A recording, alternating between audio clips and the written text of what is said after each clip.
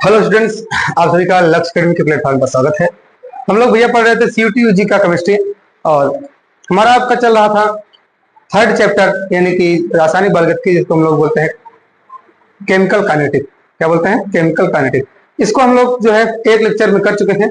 आज इसका second lecture है, ठीक ना, यानी कि दूसरा पार्ट इस चैप्टर का ले आए हैं और फिर उसके बाद जो है हमारी आपकी बात इसके क्वेश्चंस पर होगी। तो टाइम को बिना वेस्ट किए क्लास को स्टार्ट करते हैं।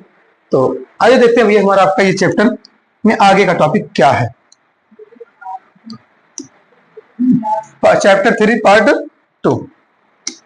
आइए अब देखिए हमारी आपकी बात कहां पहुंचेगी, डायरेक्ट अपक्रिया की कोटि पर। अपक्रिया की कोटि क्या है? अपक्रिया की कोटि क्या होती है? सिंपल सा भैया, जैसे कोई भी अपक्रिया होगी उसका जो समीकरण होगा, समीकरण के सांद्रता पद पर जितनी भी घातें होगी उन घातों को जोड़ लेंगे, वही क्या होगी? अपक्रिया की कोटि होगी, ठीक ना। यही बोलेंगे। ये भी देखो, करें किसी अपक्रिया की दर समीकरण में व्यक्त अभिकारकों की सांद्रता पदों की घातों का योग उस अपक्रिया की कोटि कहलाती है। यानी कि उसका जो भी समीकरण है उसकी सांद्रता पद पर जितना घात है उसका जोड़ निकालोगे, जो भी होगा वो अपक्रिया की कोटि बोलेंगे। जैसे कि एग्जांपल लिया है, ठीक ना, ये ए और बी है, क्या बना रहा है? कोई उत्पाद बना रहा है, ठीक। और इसके लिए क्या है? वेग नियम से दर बराबर लिख लिया इतना। दर बराबर क्या है? दर बराबर आप लोग को दिखाई दे रहा होगा। दर बराबर क्या है? कांस्टेंट के ए की पावर एक्स और बी की पावर वाई। तो ये क्या है? सांद्रता पद है, ये भी सांद्रता पद है। दोनों की घात क्या है? इसकी घात एक्स, इसकी घात वाई। दोनों की घात को क्या करेंगे? ऐड करेंगे, यानी पावर को ऐड कर लेंगे। तो अपक्रिया की कोटि बराबर क्या हो गई? X plus Y. अपक्रिया की कोटि क्या है? X plus Y. क्लियर? अब आगे देखो, ये क्या क्या चीजें, एक्स तथा वाई का मान ए तथा बी के समान भी हो सकता है। यानी कि अपक्रिया की कोटि जो है उसका मान ए और बी के मान के बराबर भी हो सकता है। ये वाला जो गुणांक में ए और बी, ठीक, हो सकता है, कोई दिक्कत नहीं। तथा उनसे भिन्न भी, ठीक, अलग भी हो सकता है। फिर कोटि के आधार पर अपक्रियाओं को शून्य कोटि, प्रथम कोटि, द्वितीय तृतीय कोटि की अपक्रियाओं में वर्गीकृत किया जा सकता है, ठीक ना। अपक्रिया की कोटि के आधार पर इसको 3-4 वर्गों में विभाजित किया जा सकता है। पहले प्रथम कोटि की अपक्रिया, प्रथम कोटि की अपक्रिया, द्वितीय कोटि और तृतीय कोटि की अपक्रिया। क्लियर? आगे देखते हैं। अब क्या आ गया? पहला शून्य कोटि की अपक्रिया, ठीक ना। इसको बोलते हैं zero order of reaction. Zero order of reaction ये क्या कह रहा है भैया? ध्यान दीजिएगा। वह क्रिया जिसकी दर अभिकारकों की सांद्रता पदों पर निर्भर नहीं करती, यानी कि दर जो है अभिकारकों की सांद्रता पद पर निर्भर नहीं करती, उसे क्या बोलेंगे? शून्य कोटि की अपक्रिया बोलेंगे। जैसे आपके पास एक एग्जाम्पल है, H2 प्लस का Cl2, ठीक ना। H मतलब क्या है? प्रकाश की उपस्थिति में, ठीक। जब रिएक्शन कराएंगे तो H2 प्लस Cl2 क्या बना लेगा? 2HCl। इसका दर समीकरण क्या लिखा गया? H2 प्लस Cl2, ऊपर क्या है? 0। तो इन ये x और y है तो 0 आएगा। तो जब 0 आएगा तो सांद्रता पद जो है इस पर निर्भर नहीं करेगा। क्यों? क्योंकि जब ये भैया इसकी पावर 0 है, यानी कि केवल क्या बचेगा आपके पास? के बचेगा। तो सांद्रता पद से कोई मतलब ही नहीं है। तो इसका दर बराबर क्या हो गया? के। दर बराबर के मिला तो सांद्रता पद जब है नहीं तो उस पर निर्भर नहीं करेगा। और समझ में? यानी कि शून्य कोटि की क्रिया क्या है? जिसकी दर सांद्रता पद पर निर्भर या सांद्रता पद पर निर्भर ना करे। सिंपल सी बात। और एग्जांपल जैसे 2NH3, ठीक ना, N2 प्लस का N3 प्लस का 3H2, ठीक। और ये क्या बना लिया? NH3, N2 है, N2, ये N2, ठीक। ये भी क्या है? 0 ही है। ये सब के सब क्या है? 0 है। जहां के क्या है? आपका वेग स्थिरांक। के क्या है? वेग स्थिरांक। फिर इन अपक्रियाओं के लिए वेग स्थिरांक का मात्रक क्या होता है? ध्यान दीजिएगा। मात्रक क्या होता है? Mole into litre inverse into second inverse. यानी कि शून्य कोटि की अपक्रिया का मात्रक क्या होता है? Mole into litre inverse into second inverse, ठीक। वेग का मात्रक तथा वेग स्थिरांक का मात्रक। वेग का मात्रक क्या होगा? जैसे वेग आपको निकालना है तो वेग बराबर क्या होता है? वेग बराबर क्या है? जैसे चाल बराबर दूरी बटा समय, वैसे वेग बराबर क्या होगा? विस्थापन बटे समय अंतराल। तो विस्थापन बटे समय अंतराल जब लगाएंगे तो विस्थापन को x मानेंगे, समय अंतराल को t, तो x अपान t हो जाएगा। वैसे यहां पर क्या है? क्रियाओं का वेग स्थिरांक, क्रियाओं का वेग का मात्रक या वेग स्थिरांक का व्यंजक लिखेंगे तो k बराबर x अपान t हो जाएगा, जहां k क्या है? आपका वेग है या दर बोल सकते हो, ठीक। तो अब यहां से क्या हो जाएगा?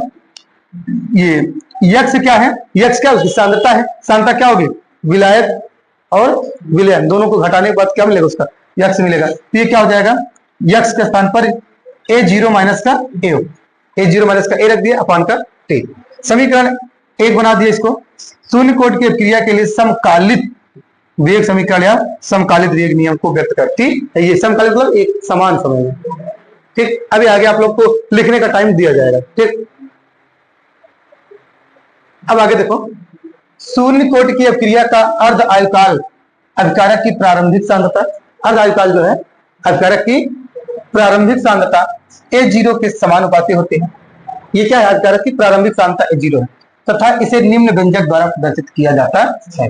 यानी कि जैसे टी हाफ बराबर, सॉरी प्रोपोर्शनल टू क्या होगा? A0। ठीक, तो जब ये प्रोपोर्शनल हटेगा तो क्या आएगा? एक कांस्टेंट आएगा। क्या आएगा? कांस्टेंट आएगा, जिसको क्या बोलेंगे? 1/2 K0 और ये A0 आपका है। ठीक, अब आगे देखिए, अब क्या आ गया? प्रथम कोटि की अभिक्रिया। तो वह अभिक्रिया जिसकी दर एक अभिकारक की सांद्रता की प्रथम घात के समानुपाती होती है। ठीक है, अब दर क्या हुई? सांद्रता पर निर्भर हुई कि नहीं हुई?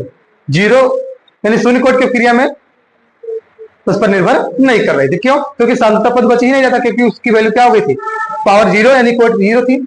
अब यहाँ पर क्या समानुपाती है? इसे प्रथम कोटि की अभिक्रिया बोलेंगे। जैसे N2O5, N2O5 है, ये 4NO2 और O2 में टूट जाएगा। इसका दर लिखे तो ये पावर 1 है, कुछ नहीं है तो इसकी कोटि कितना है? 1। तो ये क्या होगा? प्रथम घात पर निर्भर करेगा। जैसे ये सुक्रोज और जल मिलेगा, ग्लूकोज और फ्रक्टोज मिलेगा ना, तो इसकी पावर कितना है? 1, कुछ नहीं। तो ये क्या है भैया? प्रथम कोटि की अभिक्रिया। आगे देखो, वेग नियम के अनुसार दर बराबर के और सांद्रता पद में ए। ठीक ना, वेग का मतलब क्या है? वेग बराबर क्या होगा? के कांस्टेंट है और ये यानी कि वेग डिपेंड करेगा सांद्रता पद पर। तो वेग प्रोपोर्शनल टू ए बनेगा, तो जब प्रोपोर्शनल हटेगा तो कांस्टेंट के आ जाएगा। ठीक, जहां स्थिरांक वेग क्या है? स्थिरांक के क्या है? वेग स्थिरांक है। और ये क्या है? विशिष्ट अभिक्रिया दर भी बोल सकते हैं इसे। क्या बोल सकते हैं? विशिष्ट अभिक्रिया दर। जैसे विशिष्ट प्रतिरोध आप पढ़े थे, कुछ इसके पीछे वाले चैप्टर में भी मिला था। विशिष्ट प्रतिरोध रो था आपका। ठीक ना, विशिष्ट चालकता का प्रतिलोम कर कैसे कुछ था। ठीक, समझ में आई बात? तो वहां पर पढ़े, फिजिक्स में तो क्लास 10 में आप पढ़े हो, 10th में भी, 12th में भी। जैसे विशिष्ट प्रतिरोध था, एक कांस्टेंट था, वैसे जो है ये क्या है? आपका विशिष्ट अभिक्रिया दर भी है। इन अभिक्रियाओं के लिए वेग स्थिरांक का मात्रक, वेग स्थिरांक का मात्रक क्या होगा? समय इनवर्स या सेकंड इनवर्स। तो वेग स्थिरांक का मात्रक का मतलब अभिक्रिया की कोटि का, प्रथम कोटि की अभिक्रिया का मात्रक क्या होगा? समय इनवर्स या सेकंड इनवर्स या मिनट इनवर्स या घंटा इनवर्स, यानी कि जिसमें भी समय मापा जाएगा। अब डायरेक्टली समय इनवर्स मिलता है तब भी टिक कर सकते हैं, सेकंड इनवर्स मिलता है तब भी आप टिक कर सकते हैं, या मिनट इनवर्स या घंटे इनवर्स। अब वेग स्थिरांक का व्यंजक क्या होगा? वेग स्थिरांक का व्यंजक के बराबर 2.303 अपान का टी log बेस 10 और A0 अपान का A। फिर उसके बाद यहां पर क्या किया? 2.303 और ये क्या है आपका? A0 क्या है? इनिशियल में सांद्रता है, अपान का A माइनस एक्स। ठीक, और फिर 2.303 अपान टी log बेस 10, इसको क्या बोल सकते हैं हम? आयतन के टर्म में अगर बोले तो V नॉट अपान का V टी। V नॉट मतलब स्टार्टिंग में, V टी मतलब कुछ समय के बाद का आयतन। और देखो ए क्या है? प्रारंभिक सांद्रता, ए माइनस एक्स क्या है? टी समय पश्चात सांद्रता। V0 क्या है? प्रारंभिक आयतन, और V सब टी क्या है? टी समय पश्चात आयतन। वही बात, समझे? ये फार्मूले आपको याद रखना है। प्रथम कोटि की अभिक्रियाओं के लक्षण, ये बड़ी बात है, इसको आपको थोड़ा सा ध्यान दीजिएगा। प्रथम कोटि की अभिक्रिया का लक्षण क्या है? प्रथम कोटि की अभिक्रिया का अर्ध आयुकाल अभिकारकों की प्रारंभिक सांद्रता, चाहे प्रारंभिक सांद्रता स्मॉल ए बोले चाहे A0 पर निर्भर नहीं करता। ठीक, इसे निम्न व्यंजक के द्वारा ज्ञात किया जा सकता है। टी आप बराबर 0.693 अपान का के। ये आता कहां से है? ये प्रथम कोटि की अभिक्रिया के व्यंजक से ही आएगा। बात समझ रहे हैं? जब टाइम को हम टी हाफ रखेंगे तो वहां से बन जाता है। कैसे आएगा? जैसे यहाँ पर आपका के बराबर 2.303 अपान का T log base 10 A upon A minus x, यही है ना? तो इसको आधी कंप्लीट करेंगे। जब आधी कंप्लीट करेंगे तो यहां से क्या हो जाएगा? के बराबर 2.303 अपान का टी हाफ आधे समय के लिए, तो log बेस 10 ही चलेगा। बेस 10 मान लो आधा कंप्लीट हुआ है, यहाँ a है, यहाँ क्या बचेगा? a/2 होगा कि नहीं? a/2 होगा, ये पलट जाएगा, a से a खत्म हो जाएगा। तो k बराबर 2.303 अपान का टी हाफ और log बेस 10 2। ठीक ना, और log 2 की वैल्यू कितना होती है? 0.3010। ये इधर ला दो, टी हाफ बराबर 2.303 इंटू 0.3010, तो भैया टी हाफ बराबर क्या हो जाएगा, इस यहाँ अपान में के क्या हो जाएगा 0.693 अपान का के, ठीक ना। वहीं से आपका आया हुआ है। यहाँ ये कैसे लिखे, जब यहाँ हम लोग अर्ध आयु के लिए करेंगे, अर्ध आयु के लिए, तो आपका क्या होगा, समय टी बराबर क्या हो जाएगा, टी हाफ रख देंगे, ठीक ना। और आपका जो ए था वो क्या ए माइनस एक्स था, यानी कि जो हमको पता ही चल गई है कि अब क्रिया आधी हुई है, तो क्या बचेगा, प्रारंभिक सांद्रता का आधा, ए माइनस एक्स बराबर ए बाई 2, ठीक।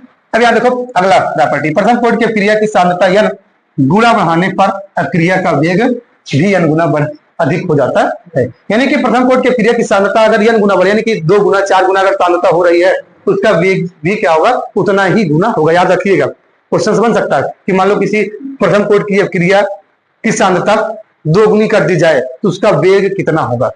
मान लो दे दिया गया किसी प्रथम कोटि की क्रिया का वेग मान लिया कि 5 है, वेग कितना है 5 है, यदि उसकी प्रारंभिक सांद्रता 3 गुनी कर दी जाए, तब उसका वेग कितना होगा।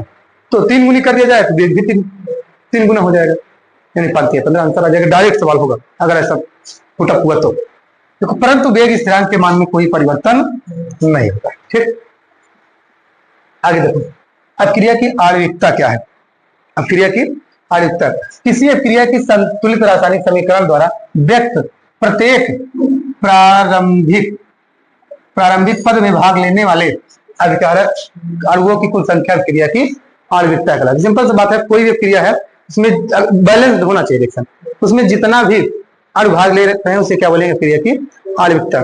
देखो भैया इसमें क्या होगा, कुछ लैंग्वेज आपके क्लास 12 वाले से अलग भी रहेगा, डिफिनीशन से भी अलग हो सकता है, लेकिन सबका मतलब वही है, ठीक ना।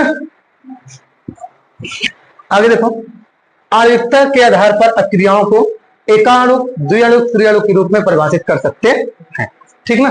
जैसे क्या है, एकाणुक अक्रिया है, जैसे H2O2, ये H2O प्लस का हाफ O2 बना लिया, ठीक ना। ये क्या है 2HI है, ये क्या है H2 प्लस का I2 बन गया। फिर ये क्या है त्रिअणुक 2NO प्लस का O2, देखो ये एक अणु था, ये 2 अणु है, ये चाहिए, ये कितना 2, ये है एक, ये कितना हो गया 3 अणु हो गया, ठीक। तो क्या बना दिया 2NO2 बना दिया। तो इस प्रकार से क्या है, 3 प्रकार की क्रियाएं हैं। आगे आ जाओ, ये है छद्म या आभासी एकाणु का क्रिया क्या है। छद्म या आभासी एकाणु का क्रिया क्या है, वे अक्रियाएं जिनकी कोटि 1 परंतु आणविकता 1 से अधिक होती है, उसे छद्म या आभासी एकाणु का क्रियाएं कहते हैं, ठीक ना। यानी कि जिनका क्या हो भैया, ध्यान से समझिएगा, जिनकी कोटि 1 है, क्रिया की कोटि 1 है लेकिन आणविकता क्या 1 से अधिक है, ठीक, उसी क्या बोलेंगे, आभासी एकाणु का क्रिया बोलेंगे। इस प्रकार की क्रियाओं में एक अभिकारक अधिक में होता है, एक अभिकारक क्या होता है, अधिक में होता है। उदाहरण जैसे एथिल एसीटेट का जल अपघटन, एथिल एसीटेट का जल अपघटन करेंगे CH3CO,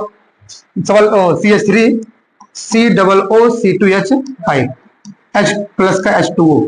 जब इसका हम लोग क्या करेंगे, जल अपघटन करेंगे, तो पता है भैया अगर तोड़ने आएंगे तो क्या हो जाएगा, ये टूट जाएगा CH3CO माइनस प्लस का C2H5 प्लस, फिर अब जब आप H2O को तोड़ेंगे तो H प्लस और OH माइनस बन जाएगा, ठीक ना।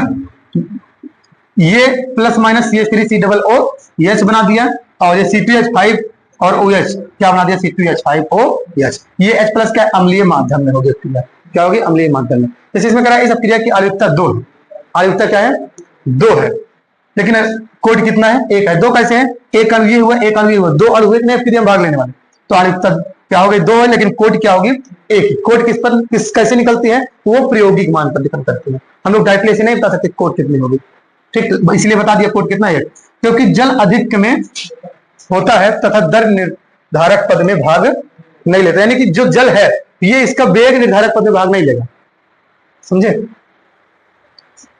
देखो दर बराबर क्या होगा, के CH3CO ये क्या है दर। नहीं तो आप लोग सोचो ये भी रखेंगे तो अब क्रिया डबल कोट की हो जाएगी ना। आगे देखो, अक्रिया वेग पर ताप का प्रभाव, यानी कि अक्रिया की वेग पर ताप का क्या प्रभाव पड़ेगा, ये आप लोग को थोड़ा सा ध्यान देना होगा। यानी कि अगर हम लोग टेम्परेचर बढ़ाएंगे घटाएंगे तो अक्रिया की दर क्या बढ़ेगी घटेगी, इसको समझना है। इसमें क्या करा है, अक्रिया के वेग पर ताप के प्रभाव को आर्हेनियस समीकरण द्वारा समझाया जा सकता है, ठीक, आर्हेनियस समीकरण से। तो आर्हेनियस समीकरण क्या है भैया, के बराबर, देखो यहाँ लिख दे रहे हैं, के बराबर ए इंटू ई की पावर माइनस का ई ए अपान का आर टी। ठीक ना, देखो ध्यान से समझिएगा भैया, यहाँ आगे दिया हो गया होगा ना, यही बता देते हैं आपको। के तो आपका क्या है, स्थिरांक है। ए भी क्या है, के भी स्थिरांक, मतलब के क्या है, क्रिया की दर है या वेग। ए क्या है, आर्हेनियस स्थिरांक।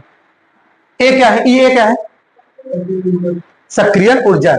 E for energy, A for activation energy, यानी कि सक्रियण ऊर्जा, यानी कि सक्रियण ऊर्जा है। आर क्या है, गैस कांस्टेंट। टी क्या है, परम ताप। ठीक ना, यानी कि टेम्परेचर है। तो अब क्या करा जाए, ए क्या है, कंपनावृत्त गुणांक। कंपनावृत्त गुणांक बोल सकते हो या आर्हेनियस का कांस्टेंट बोल सकते हो, कोई दिक्कत नहीं। यह किसी विशिष्ट क्रिया के लिए ही स्थिरांक होता है, ये ए वाला, सभी प्रकार की क्रियाओं के लिए नहीं। आर गैस स्थिरांक है, ई सक्रियण, ई सफिक्स ए क्या है, सक्रियण ऊर्जा है। और एल के और 1/T के बीच आरेख खींचने पर एक सीधी रेखा प्राप्त होगी। एल टी मतलब क्या है, लाग टी और टेम्परेचर, लाग के और टेम्परेचर। जैसे मान लो ये, ठीक, मान लो ये क्या है, टेम्परेचर 1/T है, और ये एल के है। जब इसके बीच ग्राफ खींचेंगे तो एक सीधी रेखा ऐसे प्राप्त होगी। ठीक ना, तो यही कह रहे हैं, सीधी रेखा प्राप्त होती है जिसको ढलान, इसका ढलान क्या बोलते हैं, या तो ऐसे ही बोल सकते हैं सीधे ऐसे। ठीक है, इसका ढलान क्या होगा, माइनस का ई ए अपान आर। ठीक है, और अंतःखंड एलन ए के बराबर होता है। ठीक, ताप में थोड़ी सी वृद्धि होने पर, यानी कि टेम्परेचर बढ़ा दीजिए, वही हम लोग पढ़ रहे हैं अब, क्रिया वेग पर ताप का प्रभाव। अगर हम टेम्परेचर बढ़ा दे तो ताप में थोड़ी सी वृद्धि होने पर ऐसे अणुओं की संख्या अत्यधिक बढ़ जाती है। क्योंकि भैया अत्यधिक बढ़ जाती है, जिनकी ऊर्जा सक्रियण ऊर्जा से अधिक हो जाती है। यानी कि एक होता है उतनी एनर्जी मिल जाए अणुओं को जिससे कि अणु सक्रिय हो जाए, उसे हम लोग सक्रियण ऊर्जा बोलते हैं, एक्टिवेशन एनर्जी बोलते हैं। लेकिन जब हम लोग ज्यादा टेम्परेचर बढ़ा देते हैं तो सक्रियण ऊर्जा से भी ज्यादा एनर्जी मिल जाती है। ठीक है, तब क्या होगा देखो, अतः ताप बढ़ने से अक्रिया का वेग अत्यधिक बढ़ जाता है। यानी कि टेम्परेचर बढ़ेगा तो क्रिया का वेग बढ़ेगा। कितना आप लोग याद रखिएगा। अब क्या आ गया, संघट्ट सिद्धांत, इसे बोलते हैं कोलिजन थ्योरी। ठीक ना, संघट्ट सिद्धांत की अवधारणा। ये क्या कर रहे हैं, अब क्रिया वेग केवल टक्करों की संख्या पर निर्भर नहीं करता, यानी कि क्रिया का वेग जो है केवल टक्कर पर निर्भर नहीं करता। अब क्रिया वेग पर ताप के प्रभाव को समझाने के लिए आर्हेनियस ने निम्नलिखित सिद्धांत दिए। यानी कि क्रिया का वेग पर ताप का प्रभाव क्या पड़ेगा उसको समझाने के लिए दो सिद्धांत, एक क्या है, टक्कर सिद्धांत या संघट्टवाद बोलते हैं जिसे। ठीक, फिर एक संक्रमण अवस्था सिद्धांत या परम अक्रियागत सिद्धांत बोलते हैं। सक्रिय ऊर्जा क्या, थोड़ा देखिएगा, देहली ऊर्जा तथा अर्क की सामान्य अवस्था में ऊर्जा का अंतर सक्रिय ऊर्जा कहलाता है। देखो देहली ऊर्जा क्या है, आप लोग पढ़े होंगे फिजिक्स में, प्रकाश विद्युत प्रभाव जहां पढ़े होंगे, फोटो इलेक्ट्रिक है। जैसे जब कोई प्रकाश पड़ता है किसी धातु की प्लेट पर तो उसमें से क्या होता है, इलेक्ट्रॉन निकलते हैं। ठीक है, जितनी एनर्जी एब्जॉर्ब होती है प्लेट पर उसमें से कुछ एनर्जी इलेक्ट्रॉन को इमिट करने में खर्च, यानी कि इलेक्ट्रॉन को उत्सर्जित करने में खर्च होती है, बची हुई एनर्जी उसकी गतिज ऊर्जा में खर्च होती है। जितनी एनर्जी इलेक्ट्रॉन को उत्सर्जित करने में खर्च होती है उसी कहते हैं देहली एनर्जी। क्या बोलते हैं, देहली एनर्जी। बात समझ में आई ना, यानी कि कम से कम वह एनर्जी जिससे कि इलेक्ट्रॉन उत्सर्जित हो जाए उसे क्या बोलेंगे, देहली एनर्जी। और एक क्या होता है, टोटल कितनी एनर्जी जो है एब्जॉर्ब की गई वो। तो वैसे इसमें क्या कर रहे हैं कि देहली ऊर्जा तथा अणु की सामान्य अवस्था में ऊर्जा का अंतर, यानी कि देहली ऊर्जा में जब एनर्जी दिए तो अणु क्या होंगे, सक्रिय होंगे वो, और सामान्य अवस्था में जो ऊर्जा होगी उसका अंतर क्या होगी, सक्रिय ऊर्जा कहलाती है। ठीक, इसकी गणना आर्हेनियस समीकरण से निम्न प्रकार की जा सकती है। ध्यान दीजिएगा, सक्रिय ऊर्जा पर क्वेश्चन बन सकता है, log K2 अपान K1 बराबर EA अपान 2.30 R, T के स्थान पर T2 माइनस T1 अपान का T1 इंटू T। इसको आप लोग याद रखें। ठीक, अब आगे देखिए, अतः दो विभिन्न तापों पर, यानी कि अलग अलग टेम्परेचर पर, पहले टेम्परेचर अलग बाद में अलग, भाई पहले तो सामान्य अवस्था था, बाद में टेम्परेचर बढ़ा गया तभी तो समीकरण बना। अब क्या करें, अतः विभिन्न तापों पर K1 व K2 के मान ज्ञात होने पर, अलग अलग टेम्परेचर पर K1 और K2 का मान अगर हमको ज्ञात है तो समीकरण की सहायता से EA का मान हम लोग ज्ञात कर सकते हैं। समझे, तो अब आगे देखो, आर्हेनियस समीकरण क्या है। उपरोक्त तथ्यों के आधार पर आर्हेनियस ने वेग स्थिरांक तथा परम ताप के मध्य एक संबंध बताया, जिसके अनुसार ताप बढ़ने से वेग चर घातांक के रूप से वृद्धि होती है, जो निम्न प्रकार है, के बराबर ए ई की पावर माइनस ए अपान आर टी। ठीक ना, यानी कि अगर हम लोग क्या करेंगे, टेम्परेचर वगैरह बढ़ाएंगे तो क्या करेंगे, यहां से हम लोग वेग को निकाल सकते हैं आर्हेनियस समीकरण द्वारा। याद रखिएगा यहाँ पर ए क्या है, पूर्व चर घातांकी गुणांक अथवा आवृत गुणांक बोल सकते हैं। ई सफिक्स क्या सक्रियण ऊर्जा जूल और जूल प्रति मोल में होती है। आर गैस स्थिरांक, ये इसकी वैल्यू 8.314 होती है, ध्यान दीजिएगा। Joule kelvin inverse into mole inverse. ठीक है, परंताप। आगे देखो, उपरोक्त समीकरण को आर्हेनियस समीकरण कहते हैं। जो ये ऊपर समीकरण था, ये वाला समीकरण अगर एक बनाए तो यही क्या है, आर्हेनियस का समीकरण है।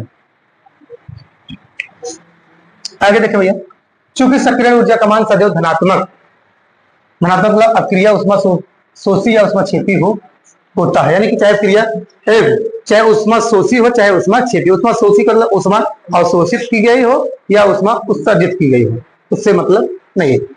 तेरा सक्रिय ऊर्जा का मान सदैव धनात्मक होता है, चाहे क्रिया उष्मा शोषी हो चाहे उष्मा क्षेपी हो। अतः ताप बढ़ाने के साथ वेग स्थिरांक का मान सदैव बढ़ेगा। ठीक, वेग स्थिरांक का मान सदैव बढ़ने के कारण अक्रिया का वेग भी सदैव तापक्रम में बढ़ने के साथ बढ़ता है। इसका मतलब क्या है कि अगर अक्रिया का वेग जो है, वेग स्थिरांक का मान सदैव बढ़ने के कारण अगर वेग स्थिरांक का मान भी बढ़ रहा है तो अक्रिया का वेग भी क्या होगा, टेम्परेचर बढ़ने के साथ साथ बढ़ेगा। ई ए सफिक्स शून्य को छोड़, यानी कि एक्टिवेशन एनर्जी जीरो नहीं होनी चाहिए। अगर ये जीरो है तब नहीं बढ़ेगा। ठीक, ई सफिक्स ए का मान जो है जीरो नहीं होना चाहिए, ध्यान दीजिएगा। तो ये क्या है, इस चैप्टर का गाइड हुआ भैया। इस चैप्टर में जो भी थ्योरी थी उसको हमने करा दिया, यानी कि देखिए ये भी समझ चलिएगा, क्लास 12th में जो आप पढ़े उसको तैयार रखिएगा। उसके अलावा जो भी कुछ टॉपिक्स ऐसे हैं कि जो आप क्लास 12th में शायद ना पढ़े हो या पढ़े हो तो अच्छे से ना पढ़े हो, उन टॉपिक्स को रिवीजन करा रहे हैं। ठीक, और क्लास 12th वाला आप पूरा थ्योरी पढ़िए और जो करा रहे हैं उसको भी करिए। जो भी समस्या हो आप हमसे बेहिचक पूछिए और अगले दिन इसके क्वेश्चन पर बात करेंगे। ठीक है, मिलते हैं नेक्स्ट क्लास में, तब तक के लिए जय हिंद जय भारत।